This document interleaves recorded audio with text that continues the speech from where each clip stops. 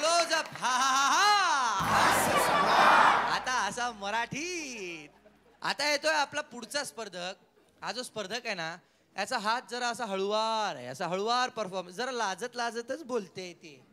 हा, सांगलीच आहे ते कार्ट आणि त्याचं नाव आहे अजित कुमार कोष्टी. जोरदार टाळ्यांनी स्वागत करूया.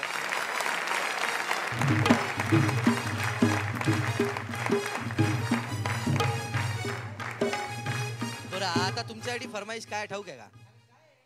सपान आणि हिंदी दिवस काय का नाही होऊन जाऊ दे. हा, शुभेच्छा. आम्ही ना परवा स्वप्नामध्ये वर गेलो होतो. वर म्हणजे बाल्कनीत नव्हं, इंद्रलोकी गेलो होतो. मला म्हणे या म्हणे आम्ही ओळखतो तुम्हाला, हास्य सम्राट. मी चमकलो. मला म्हणे अहो म्हणे तुम्ही ते उपग्रह वरती पाठवता ना, त्यामुळं आम्हाला पण दिसतं म्हणे. ते तुमची मालिका ऐकायपेक्षा एक भारी असंभव मालिका आम्हाला पटत नाही हो म्हणे तुमची. ते मेलेला माणूस पुन्हा जिवंत झालेलं दाखवता. मेलेला माणूस वर आला की शक्यतो आम्ही त्याला खाली सोडत नाही. मला यमदेव भेटले. मला म्हणले डायरी काढले. म्हणले कोष्टी खूप लवकर आलास तू, अजून खूप. मला म्हणे कोष्टी पृथ्वीवर नवीन कोणतरी यम आलाय म्हण. मी म्हटलं ते यम नाही, आमच्या हास्य सम्राटच्या टायटल घेतातलं नायगावकर काका ते म्हटलं.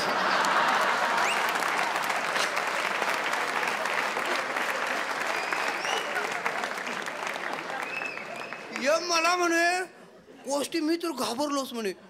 मी खालची लोक वर नेतोय, हा वरची लोक खाली न्यायचा म्हणे. असं काही असं तिथं कोपऱ्यात ना 8-10 जण अशी बसलेली दिसली. म्हटलं कोण हाय, जवळ जाऊन बघतोय तर 8-10 जण नव्हती, एकलंच रावण होतं. त्याला बघून माझं असं पित्तच खवळलं. म्हटलं रावण्या बेन्या काय विचार करायलायस. मला म्हटलं डोसकं दुखालय रे. मी म्हटलं कुठलं दुखालय. म्हणजे सकाळपासून तेच विचार करायला. तेवढ्यात तिथं असं मला कर्ण आणि द्रोणाचार्य दिसले. मी म्हटलं कर्णा कानातलं कुठं दिसेना. द्रोणाचार्य म्हटले का लई चौकशा करताय, मास्तर आहे वाटतं. मी होय म्हटल्यावर लगे म्हटलं कसं कसं काय काय चाललंय शिक्षण कार्य. मी म्हटलं बरं चाललंय. परवाच जनगणना पूर्ण केलो म्हटलं. प्रत्येकाच्या घरात किती पोरं आहेत आम्हाला सगळं माहीत असते.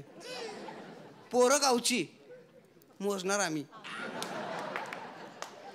चुकायला नको म्हणून गावात एखादं नवीन लग्न झालं की आमचं लक्ष त्याच्या घराकडेच असतं.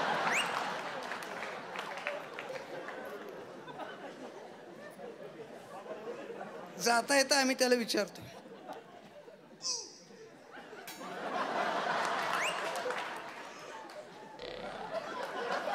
कितवा महिना.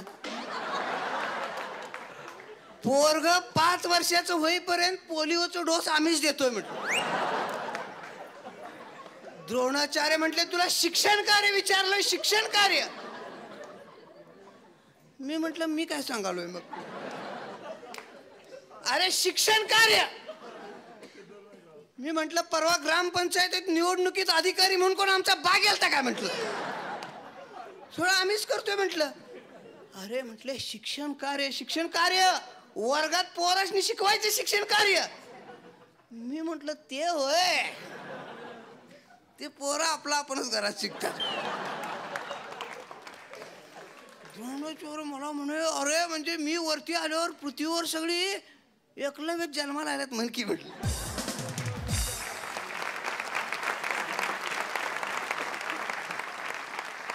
धन्यवाद. हे आपलं स्वप्नातलं झालं, म्हणजे स्वप्नातलं गंमत म्हणून. आता वास्तवातलं सांगतो. परवाना आमच्या गावात सरकारी आदेश आला खात्याचा असं काका की 14 सप्टेंबर आज का दिन हिंदी बोलना सक्ती का है. हुकमावरून कळावे आपला. आमचं सरपंच 5वी नापास आहे, घाबरून घट. हे सरकारी आदेश म्हणताना लगेच गावात लगेच काढला असं की आज के दिन हिंदी बोलना सक्ती का है. जर कोण चुकून मराठी में बोल्या तर 100 रुपये दंड. आज के दिन झाडून सारा गाव हिंदी बोलेगा. गावातली लोक तर किती शानी. झाडून सारा गाव हिंदी में बोलने का म्हणताना हातात झाडू घेऊन गाव झाडून कार्यक्रमाला. सरपंचाला काय कळू ना. अरे उसकी मायला. आज स्वच्छता दिन भी आहे बहुतेक. 100 रुपये दंड भरायला नको म्हणून लोक आपलं असं बिन बोलता कसं कसं बघा. आणि सरपंच म्हटले शिरप्या ओ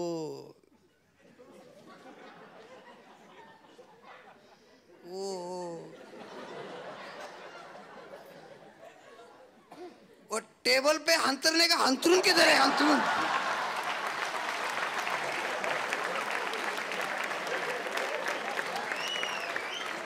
शिरप्या चपापलं. त्यानं त्या टेबल क्लॉथची ना 100 पॅन्ट शिवून घेतल्या.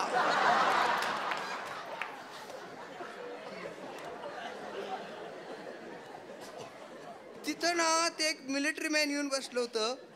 त्याला ना जरा रिटायर आहे सगळं माहिती असतं. ते म्हटलं उठून महोदय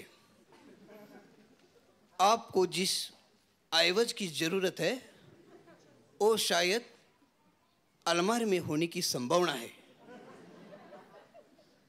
सरपंच म्हटलं ए तुला माहित नाही का आज हिंदीत बोलायचं आहे ते.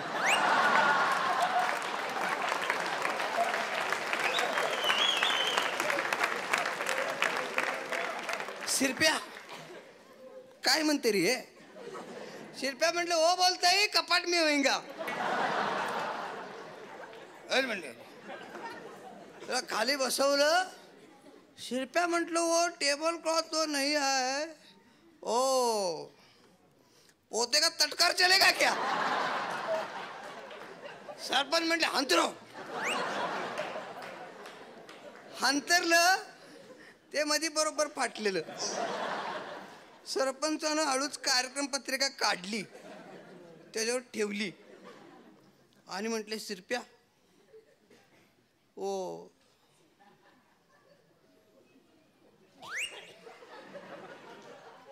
कांच का गट्टू किधर आहे. कांच का गट्टू.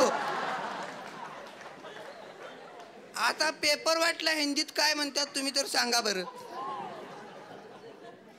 बिचारा आमचा सरपंच. शिरप्या म्हटलं वो कांच का तो काऊच फुट्या म्हटलं. दगुड चलेगा क्या दगुड.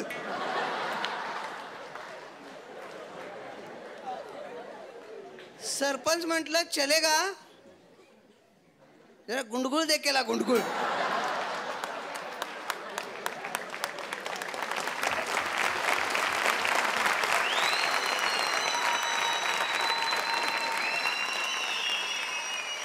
गुंडगुळ दगड आणला त्याच्यावर ठेवला आणि सरपंच कार्यक्रमाला उठले.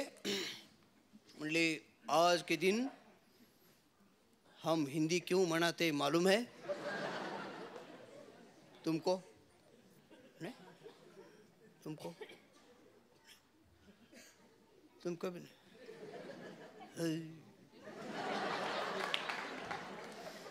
मुझको भी नहीं.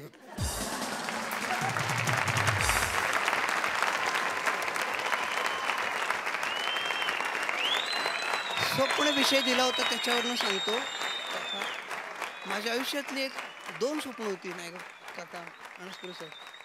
पहिलं स्वप्न होतं की झी मराठीसारख्या चॅनलनं एखादी हास्यसम्राट सारखी मालिका चालू करावी आणि तिनं अख्ख्या महाराष्ट्राला हसवावं. माझं पहिलं स्वप्न पूर्ण झालंय.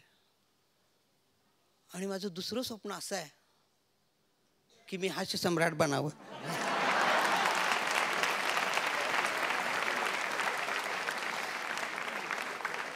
9 डिसेंबर पर्यंत जे SMS येतील त्याच्यातून महाराष्ट्राचा हास्य सम्राट बनेल. रविवार दिनांक 9 डिसेंबर, वेळ फारच थोडी आहे. प्लीज खरोखर जर मला हास्य सम्राट बनवायचं असेल तर डायल करा HS स्पेस सोडून 05. लक्षात ठेवायला सोपं आहे.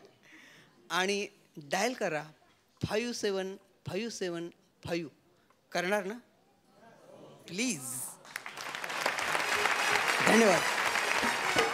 आता आपण काय करूया, घेऊया एक हास्य विश्रांती.